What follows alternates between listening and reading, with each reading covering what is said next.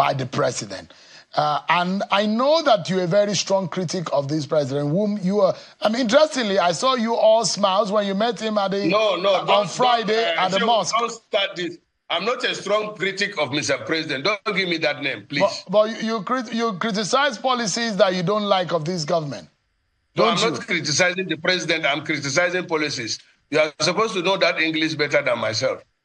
So you're a critic of the government, but not a strong one. That is what you're saying. No. I'm not critic of the government. It's our government. I can see Oga Bode just there. You are trying to give him an opportunity to hit us. He's from the PDP. With all this respect, sir. Senator, my question right here is that I see you were all smiles with the president. Perhaps there was something that the president told you. Maybe since you said you have not seen him in a long time, did he tell you, Ali, the notorious Ali, was that what he was telling you? I was trying to read the lips in that picture. But No. The president is my man.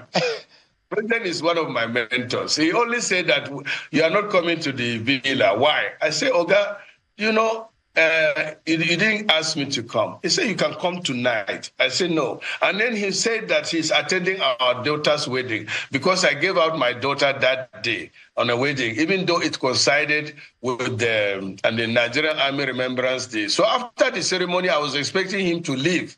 Then we'll do the wedding, where I'm the one that is going to give out the daughter. He says he's not going anywhere. He's going to attend the wedding. And that was what actually happened. And see, Sheung, all my critics, I don't criticize my elders. Oga Bode George there is a retired general. I am a son of a soldier too. We know, like in the barrack, we respect our elders. We respect our seniors. Tinubu is my senior. I respect him. But I disagree with him in some cases hoping for us to agree for the better of Nigeria. But he is surrounded. I don't want to use another word that will cause me suspension. But he is surrounded by the people. You should not be afraid of suspension. You've been suspended time and time again.